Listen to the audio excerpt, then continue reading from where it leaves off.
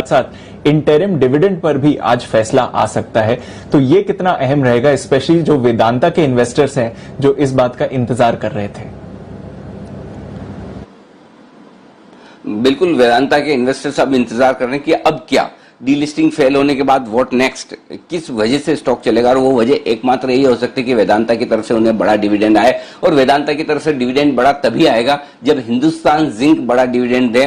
और चूंकि डिविडेंड उन्होंने पिछली बार वेदांता और हिंदुस्तान जिंक दोनों ने रोका है, तो इस बार संभावना तो बनती है। आई डोंट नो, अब देखिए रिजल्ट को लेकर तो कोई चिंता है नहीं, हिंदुस्तान जिंक के नतीजे तो रहेंगे मजबूत। आज नतीजे भी हैं और डिविडेंड पर भी विचार हो सकता है। अब डिविडेंड कितना आता है ये सबसे क्रूशियल होगा। लेकिन अब कल 4% हिंदुस्तान जिंक बढ़ जाने के बाद, और अगर आज रिजल्ट के साथ ही बड़े डिविडेंड की घोषणा होती है, तो आपके लिए मौका ज्यादा खरीदारी करने का फिर वेदांता में बनेगा बजाय हिंदुस्तान जिंक के, क्योंकि अल्टीमेटली हिंदुस्तान जिंक से डिविडेंड आने के बाद वेदांता को डिविडेंड देना ही है, ये आप मानकर चलिए। भले अनिल अग्रवाल साहब ने मुझे इंटरव्यू में ये साफ कहा था कि वो जो डीलिस्टिंग करवाने की कोशिश कर रहे हैं वो इसलिए कर रहे हैं ताकि लीकेज जो है वो बंद हो। लीकेज का मतलब है कि पहले हिंदुस्तान जिंक जो प्रॉफिट कमाता है उस पर वो टैक्स भरता है, फिर डिविडेंड देता है, वो डिविडेंड आपके वेदांता के पास आता है, उन्हें टैक्स भरना होता है, फिर वो डिविडेंड देते हैं, फिर वेदांता पीएलसी जो उनकी अल्टीमेट होल्डिंग कंपनी है लंदन वाली, उनके पास पैसा जाता है, फिर वो पैसा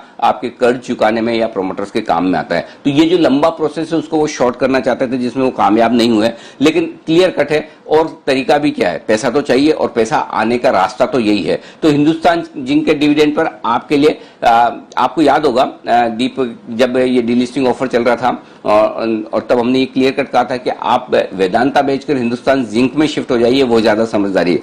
अब आज हिंदुस्तान जिंक का डिविडेंड आ जाने के बाद हिंदुस्तान जिंक बेचकर वापस वेदांता में शिफ्ट हो जाइए, तो हो सकता है वेदांता आपको एक अच्छा मुंह आने वाले समय में दे दे। लेकिन ये मत सोचिए कि ये बहुत सुस्त चलने वाला स्टॉक होगा, धीमे धीमे 1-2 रुपए ऊपर 1-2 रुपए नीचे करते करते फिर आपके लिए ऊपर की तरफ ये बढ़ेगा। तो आज हिंदुस्तान जिंक में, और ये करना तभी है जब हिंदुस्तान जिंक आज बड़ा डिविडेंड हो, क्योंकि वहां बड़ा डिविडेंड आने के बाद आपके पास खरीदने की गुंजाइश, जगह और लेवल बचेंगे नहीं, तब आपके लिए वेदांता में एंट्री करने के लेवल बन सकते हैं। तो आज उस लिहाज से दोनों डिविडेंड पर आपको नजर रखनी चाहिए। सीमेंट कंपनियों के भी नतीजे अच्छे आ रहे हैं, एसीसी ने दमदार रिजल्ट दिए हैं, अब अंबुजा की तरफ से भी नतीजे भी आने वाले हैं, अल्ट्राटेक के नतीजे इसी हफ्ते आ रहे हैं। तो इन नतीजों पर भी नजर रखिए, यहाँ पर भी आने वाले डिविडेंड पर नजर रखिए कहाँ, क्योंकि इस बार पैसा बचाने के लिहाज से ज्यादातर कंपनियों ने कोविड की वजह से मार्च के महीने में जो उनका डिविडेंड आता है फाइनल डिविडेंड, वो रोक के रखा है कि चलिए कैश कंजर्व कीजिए, अभी कैश डिस्ट्रीब्यूट नहीं करते, पता नहीं कब कहां कैसे जरूरत पड़े। अब धीरे धीरे जिस तरह से बिजनेसेस सारे ट्रैक पर आने नॉर्मल हो गए, कुछ कुछ तो कोविड लेवल से पहले भी हो गए, तो जो कंपनियां अब तक डिविडेंड हाथ में लेकर बैठी थी अब वो देना शुरू करेगी, और उस लिहाज से ट्रेडर्स और इन्वेस्टर्स के लिए अच्छे मौके बनेंगे। जी।